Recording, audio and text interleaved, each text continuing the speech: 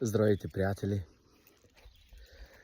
Много хора в днешно време, точно сега за празника Възкресение, казват, че са вярващи, ходят на църква, което е най-хубавото нещо, което правите. Браво на вас!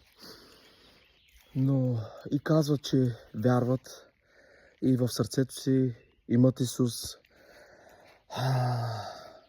но не са чак толкова отдадени, както някои други хора са отдадени. Библията казва, че народа ми, казва, от незнание ще погине. Затова, че искам да ви кажа, хора, вярата не ни прави квалифицирани за небето, не ни прави угодни на Бога. Ще ви дам малко история и ако се прочетете Библиката, ще разберете, че това е така. На Цветница, която беше миналата неделя, празнувахме, хора с клонки палмови посрещнаха Исус на осле и му казваха: Осана, Осана на Израилевия цар.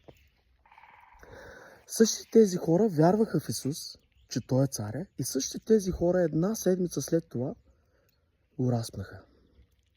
Много често ние попадаме без да искаме в графата на тия хора. Казваме: вярваме в Тебе, Господи, вярваме в Тебе, Господи, Ти си царя, Ти си всичко, от което имам нужда. А с делата си, начина си на живот, ние го разпъваме. Животът ни показва дали сме угодни на Бога или не. Делата ни показват дали сме угодни на Бога или не. Бог казва: стоя на вратата и хлопам, ако някой отвори и чуе гласът ми, ще вляза и ще вечерям с него. На първо място, ние в основата си като християни трябва да имаме всеки ден взаимоотношение с Бога. Вечерята е преобраз на едно лично интимно взаимоотношение. Ако ние нямаме в основата си всеки ден лично взаимоотношение с Бога, не да се моля да ми благослови дома, семейството, да ми даде пари за днескашния ден и хляб. Не, това е молитва, синът ми я прави. Говоря за лично взаимоотношение. Стоене, накисване в духа, чакане Бог да ти говори, чакане Бог да ти разкрива тайните на Небесното царство. Затова, че хора, ако ние имаме в основата си това, да имаме лично интимно взаимоотношение, за да може Бог да ни разкрива тайните на Небесното царство, тогава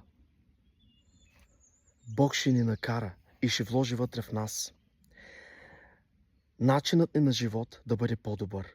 Ще вложи вътре в нас съображение, когато живеем, да внимаваме как живеем. Затова, че не бъркайте вярата с взаимоотношението. Едно е да вярваш, друго е да си влюбен в Исус.